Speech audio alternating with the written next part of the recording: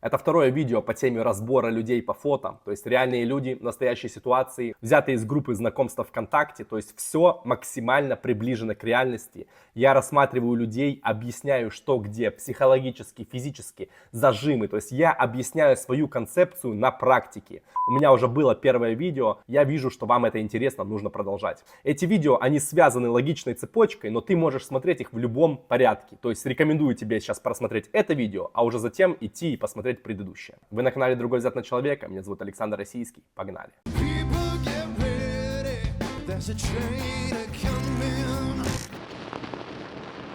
В этой серии у нас будет два героя, девушка и парень. Начнем с девушки. То есть смотрите, что мы можем сказать по этой леди. То есть, во-первых, я всегда рекомендую начинать просмотр и вообще как вот обучаю вас того, как я это делаю. То есть первоначально вы должны всегда посмотреть человеку в глаза и как бы отключиться вот так вот на секунду, то есть просто установить с ним вот взгляд внутри, ты смотришь как бы ему в душу, в глаза. И в голове ты должен отключить все мысли, все. И у тебя в голове, если есть талант, навыки, знания, то к тебе в голову начинают приходить мысли по этому поводу. То есть как бы опа, сразу же по полочкам начинает все выстраиваться. Соответственно, я когда смотрю вот так вот, то у меня идет как бы двойная оценка. На первом моменте я смотрю как бы в душу человека и получаю его файлы, настройки, что он испытывает, какие у него в голове мысли, какой он в моменте. То есть вот как бы общая такая вот идет ситуация вот по этой фотке. А потом вторым как бы этапом я просто отодвигаю свой взгляд целиком, смотрю на весь образ, то есть как бы как одет, как человек стоит, что он пытается выражать. И в голове начинаю сравнивать кусочки, типа он это сделал, значит в этом был для него смысл. И почему он это сделал, соответственно, можно вычислить вот этот кубик Рубика, собрать. Потому что мы никогда и ничего не делаем рандомно, случайно. У нас всегда все продиктовано подсознательными мотивами и импульсами. Соответственно, нужно еще понимать, что у человека в голове как бы два таких главных звена. Сознание и подсознание. То есть сознание это то, что человек о себе думает и понимает. Это как бы его озвученная мысль и цель. Соответственно, вот эта вот девушка, любая девушка, которая одевает гепардовое платье, это всегда девушка, желающая обратить на себя внимание. То есть нету ни одной девушки в мире, это просто логически невозможно, которая бы одела гепардовое платье, если бы она не требовалась ей вот это вот внимание со стороны мужчин. То есть вообще идет как бы в такое в народе некоторое поверье среди девушек, что такое платье привлекает внимание, считается сексуальным и как-то привлекает какое-то желание у самцов. Я лично так не считаю, но это мой вкус. Кто-то может говорить, что там борода это херня, сбрей. Это лишь мой вкус и все. То есть здесь на вкус и цвет, как говорится. Но тот факт, что человек, который одевает это платье, ищет мужского внимания, это не мое мнение, а как бы мнение реальности, реализм. Идем дальше. Вот целиком, если посмотреть на образ девушки, то в принципе симпатичная. То есть, любой человек мужской скажет, да, прикольная девушка, можно познакомиться, интерес есть. Но теперь смотрите, давайте пойдемте больше вот как бы в детали, в глубину. То есть стоит она таким образом и вообще вот так вот все подает в этой фотке, что типа я как бы уверена в себе, я такая кошка, я себя люблю и меня любят. То есть она пытается подать вот под таким это все образом, типа я красоточка, все окей. Но смотрите, есть тут моменты, которые это как бы не согласны с этим. То есть, во-первых, взгляните вот сюда на лицо и взгляните, какие у нее вот такие вот штучки есть здесь, как шишечки такие отекшие. То есть объясняю, что это такое, а потом объясню вообще, как это связано с ее мыслями, поведением и самооценкой. То есть смотрите на экран, вот это скелет, и я сюда добавил лимфатические проводки. То есть лимфатические проводки в нашем организме выполняют роль канализации. То есть это такие сосуды, трубочки, по которым течет жидкость, которая омывает все наши клетки. То есть это, условно говоря, реальная канализация, канализационная система нашего организма. Чтобы все вымывалось, промывалось, а эта грязь идет по этим проводкам. И после всего цикла, который там есть, оно идет в кишечник, и дальше мы это уже в унитаз выкидываем. А теперь смотрите сюда, самое интересное, и как это связано с нашей девушкой. То есть на лице у нас вот этот вот проводок, где у нее шишечка. Вот посмотрите, видите, где притеклость, опухлость. То есть в этой области у нее содержится излишняя жидкость, отек. И вот этот проводок, он не может отвести вот эту жидкость дальше там в шею, вниз по циклу, по той причине, что смотрите сюда. Если мы будем добавлять мышцы, то на определенном этапе эти мышцы, бац, видите, и пережали. То есть бац, и все. А теперь смотрите еще, когда фасциальный кокон мы начинаем одевать, фасцию, бац, и такая сверху, как эластичная пленка. Так вот, эта пленка в жизни, если в норме, она должна быть эластичная. И мышцы в жизни должны быть мягкие, эластичные. Если это так, то все нормально выводится, все нормально, человек выглядит отлично, у него все работает отлично. Но если по причине психоэмоционального стресса, то есть различных психотравм, ситуаций, невыраженных эмоций, агрессии и так далее, человек, вот смотрите, даже возьмите кулаки и сожмите их.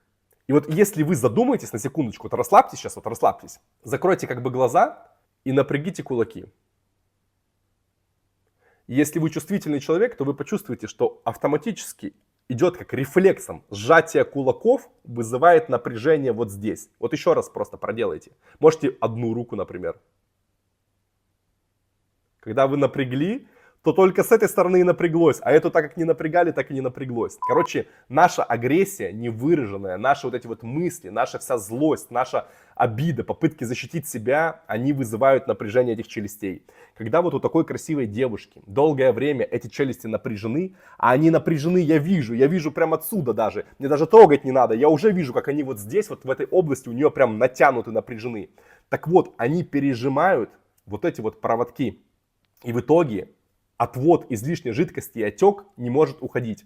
И в итоге, знаете, какая ситуация произойдет? Что она может сидеть на диетах сколько угодно, на самых жестких диетах. У нее будет уходить грудь, попа, то есть то, что она хочет сохранить, а лицо как было шарик, так и будет. А почему? А потому что через зажимы наш организм не может контролировать тот участок тела, который зажат. Потому что наш организм может быть управляем только благодаря этим желтым проводкам нервной системы.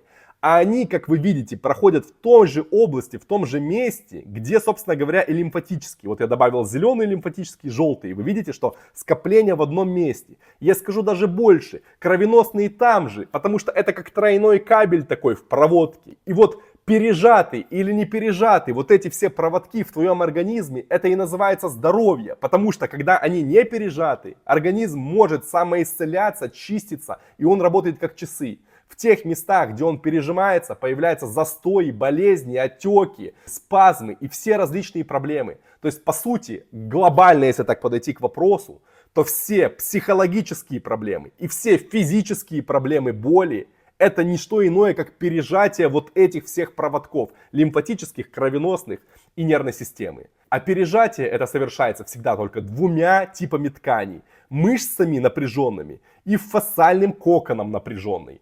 А если еще глубже пойти, то в принципе только фасциальным коконом, потому что мышцы все обтянуты также вот этой вот прозрачной пленкой. А эта пленка, она подвязана на наши мысли, на наш мозг, на наши рефлексы, на наше подсознание и нервную систему. Соответственно, что-то произошло страшное, пугающее, ты бац, и закрылся, потому что так фасция сделала, она эти движения так сделала. И таким образом мы получаем, представляешь, целую концепцию другого мира понимания, другого человека понимания. Поэтому она называется «Другой взгляд на человека». И поэтому эта красивая девушка, она не может избавиться от этого, сколько бы она ни ходила. И даже если она пойдет на массаж лица, и ей будут делать вот так вот, и это выводить силой, все равно здесь закупорено. А ей нужно снять зажимы просто в этих местах, и тогда у нее отек автоматически уйдет, ты понимаешь? А теперь смотри дальше, смотри, как интересно. То есть она знает об этом, это ее комплекс, она стесняется этого, она очень сильно это не любит, она в себе это не принимает, ей это уродство, потому что мы всегда видим в зеркале как бы болезнь, мы видим, что так быть не должно, мы знаем и понимаем. Так касается всего, любых там целлюлитов, ушек в бедрах у девушек и так далее. Девушка чувствует, что это не ее. Она также чувствует, например, что там маленькая грудь это не ее и хочет вставить большую, потому что, ну, это тема отдельного ролика, но психотравмы закрывают, перетягивают и не дают вырасти груди. Это в другой раз мы разберем. У этой девушки все окей тут. И получается, смотри, то есть она это не любит. И смотри, что она делает. Она лицо как бы вот так вот вперед, видишь, то есть она губки вот так вот сделала, чтобы вот как бы лицо стало уже, потому что так ей не нравится, ей вот этот вот как бы утюг, ей не нравится, она видит, что это не ее, она хочет сделать его более уже, сексуальный и подтянутый. И поэтому она вот так вот в полу этого. И тогда как бы лицо чуть вперед подалось, и вроде не так сильно уже эти отеки есть. То есть понимаете, насколько это глубоко и насколько вот это переплетается, наши зажимы, наша психика, наше здоровье, оно влияет на наше поведение, на наши комплексы, уверенность, неуверенность. Это целая громадная система. И вот такая мелочь, которая кажется вам мелочью, типа, ну да, щечки, отек, на самом деле влияет глобально на поведение этой девушки, на ее уверенность в себе, на то, как она себя ценит, а соответственно на то, какого уровня мужчину она себе найдет, будет он ее любить, заботиться или нет, потому что это для вас мелочи, а в ее голове это может быть едва ли не одно из самых главных, и вот типа, кому я нужна вот с такими вот штуками. То есть это обесценивание, она очень влияет, когда у тебя комплекс, он раздувается как слон, и он не такой вот как по-настоящему, а как бы как внутри разогнан твоими уродствами и теми же зажимами. И соответственно еще вдобавок последнее, что я хочу про эту девушку сказать, что лицо, то есть ей не нравится, оно как бы чуть-чуть вот это отекшее, дутловатое и так далее. Но даже если она, смотри, если она даже снимет эти зажимы и уйдет чуть-чуть отек, все нормализуется более-менее лучше, она все равно хотела бы лучше и будет чувствовать, что что-то не то. А знаешь, почему она будет так чувствовать? Потому что смотри сюда на картиночки. То есть вот такая идет взаимосвязь между лицом, эстетикой и нашим телом. То есть нос и пупок — это сердцевины, это ядра. И вокруг них, смотри, 1, 2, 3, 4. И тут 1, 2, 3, 4. То есть, условно говоря, если ты проделаешь и уберешь зажимы на животе, то автоматически, не трогая лицо, у тебя 1, 2, 3, 4 подтянется и будет выглядеть супер сексуально, молодо, лучше, чем после любого массажа лица и так далее. То есть я хочу вам сказать так, что косметологии в отрыве от снятия зажимов и целиком рассмотрения человека не бывает. Это очень-очень-очень глупо работать только с лицом, потому что лицо это дисплей, туда уже только выводится все то, что происходит в организме. В глаза выводится, в лицо выводится. Это все уже последнее звено. То есть вы работаете со следствием, оно оттекает, идет вниз и так далее. То есть работать нужно целиком, как я учу, со всем телом, со всей этой фасцией, со всем этим коконом. Если ты будешь работать, начиная снизу вверх, то вот этот кокон эластичности, это как комбинезон, и он натянется на тебя как на молодого, и ты будешь выглядеть молодо. То есть, окей, не будем уходить в глубину, как-нибудь мы, если вот вы напишите много комментариев и просьб, то я разберу прям тему эстетику, зажимов, морщин и всего с точки зрения другого взгляда на человека. И вы там просто с ума сойдете, насколько это интересно глубоко. Сейчас мы рассматривали непосредственно человека, фото и так далее.